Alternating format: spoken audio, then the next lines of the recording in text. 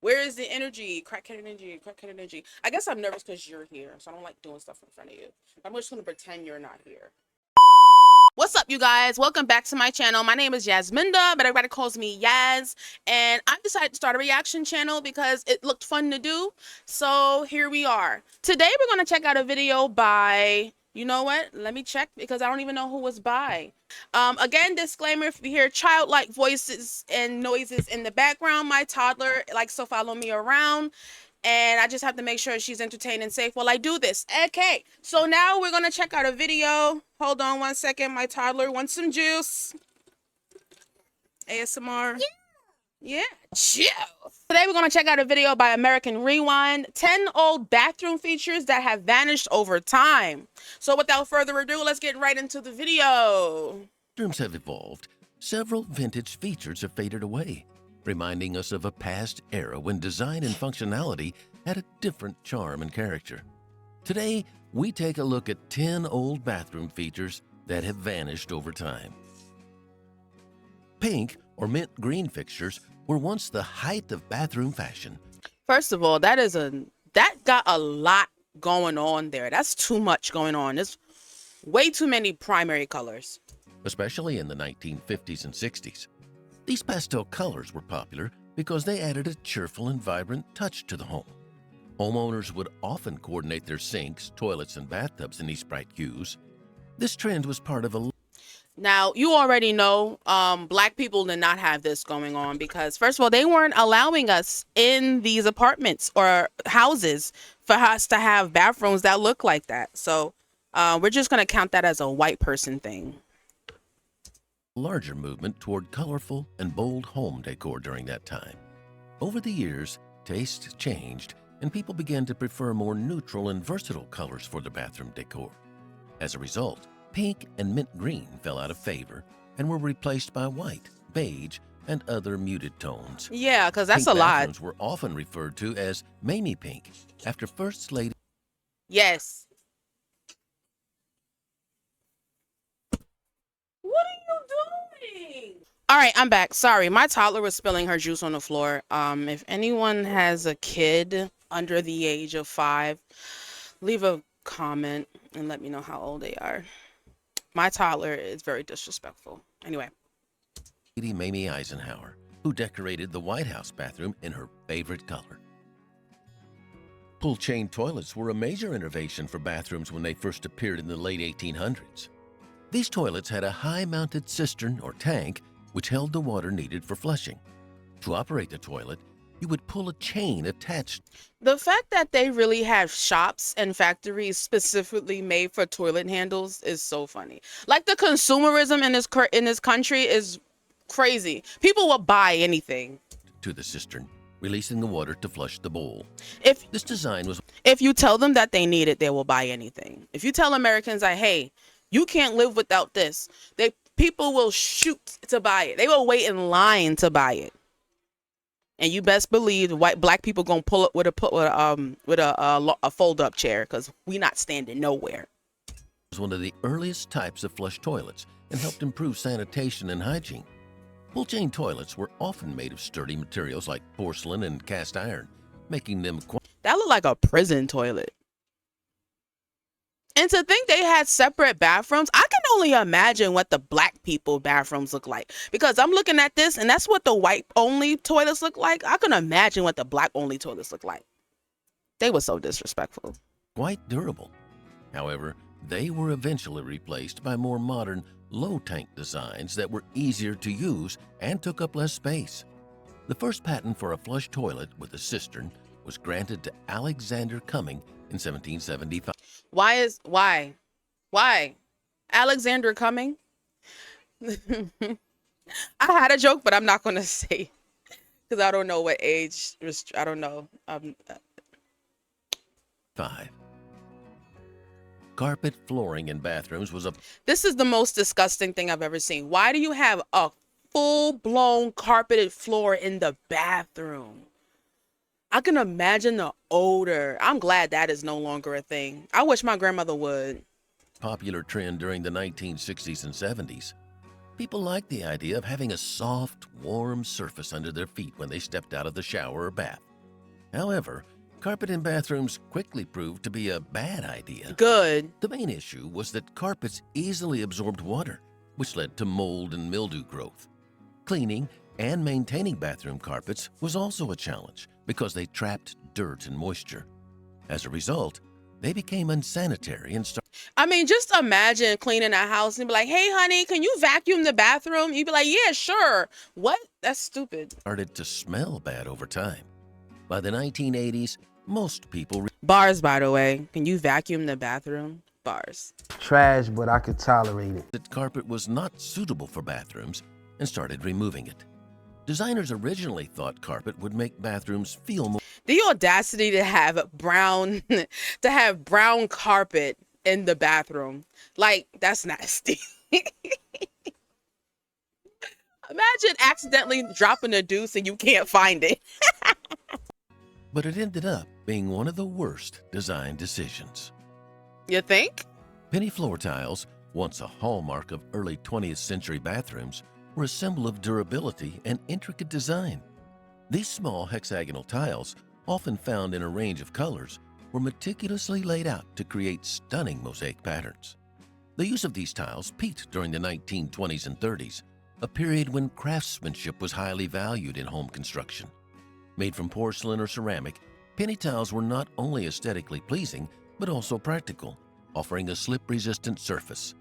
Today, they are often replaced by larger, more uniform tiles that are I can imagine being a I don't know what you call them people, the people who put things together, like build stuff like that, like bathrooms and stuff. I can imagine putting those tiles down piece by piece. That would drive me insane. That would drive me nuts.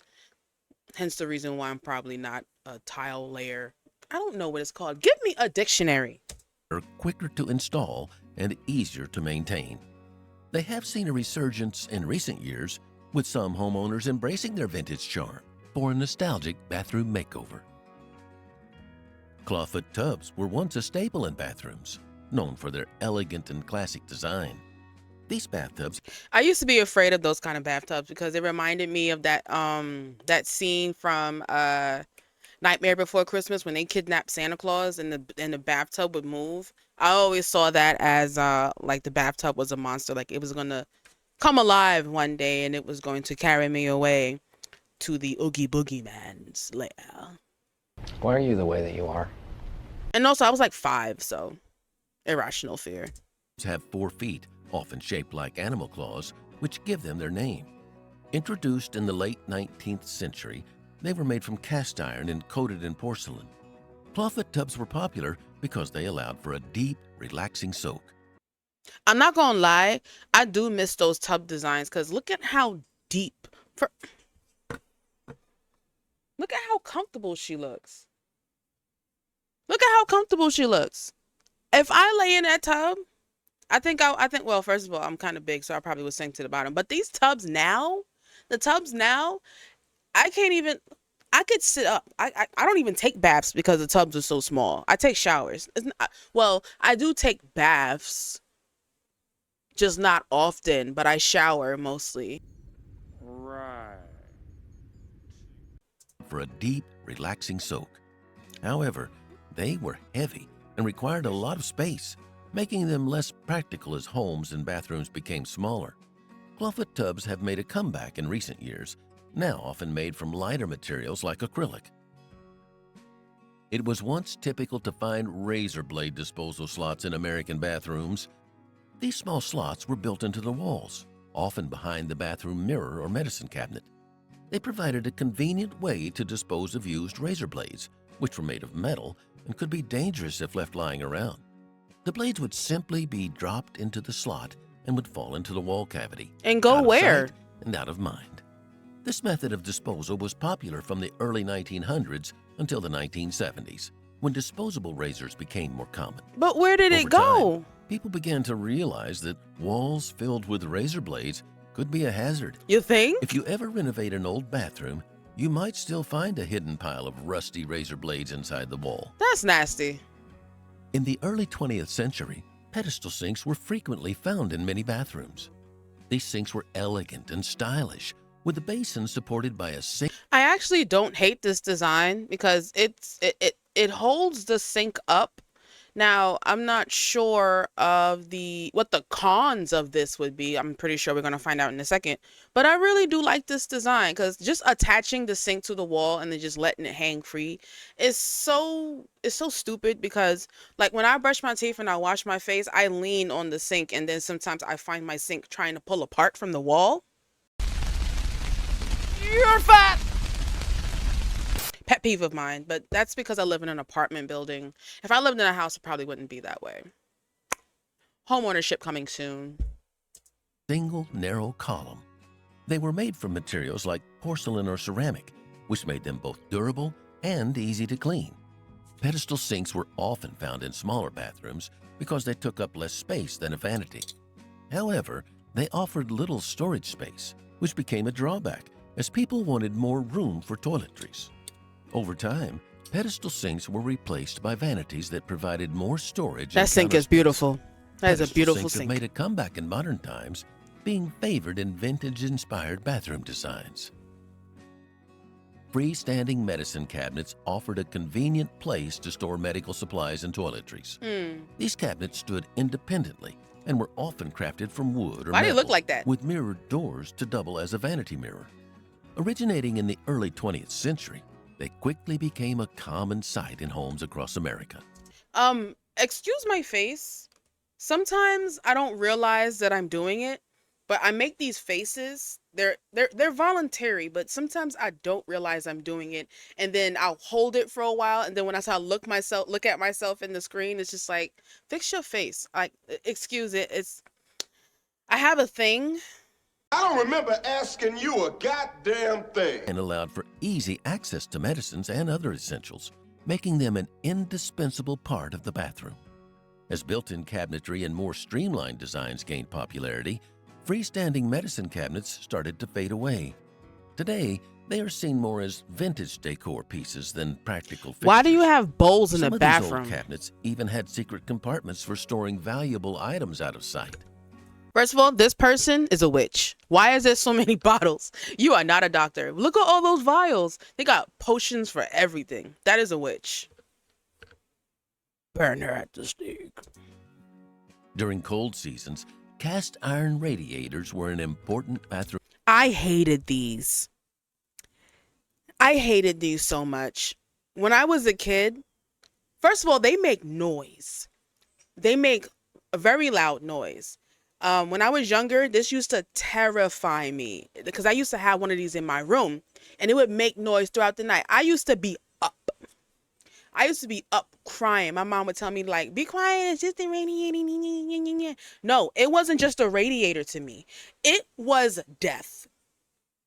I thought that something was going to come out of it, or it was a warning of fear and troubles to come. It scared the crap out of me. Then on top of that, don't let you touch it, bump against it, rub up against it the wrong way because it's burning your flesh off. I've gotten burned by this thing so many times because we lived in really old apartments growing up. Sometimes every now and then you get a really old one, and those heaters used to be in the house, and I used to be like, we need to move now. Immediately, we need to move.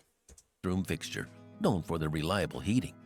I Made hated from these durable so cast iron, much. they worked by circulating hot water or steam through their sections, which then radiated heat into the room. They were often painted in different colors to match the bathroom's decor. Cast iron radiators were heavy and required I hear that. Put the kid to work. Put him back to work. Put the kids in the mines. sturdy wall mounts or floors to support them. Over time, newer heating methods like underfloor heating and central air Thank have God. replaced these bulky fixtures. The cast iron also needed regular maintenance to prevent rust and ensure efficient heating. They are now considered vintage pieces and are sought after by those looking to restore Yeah. historic homes. Yeah, I bet. Built-in laundry chutes were once a popular addition in homes. These chutes were usually installed in bathrooms or hallways, providing a convenient way to transport dirty clothes to the laundry room.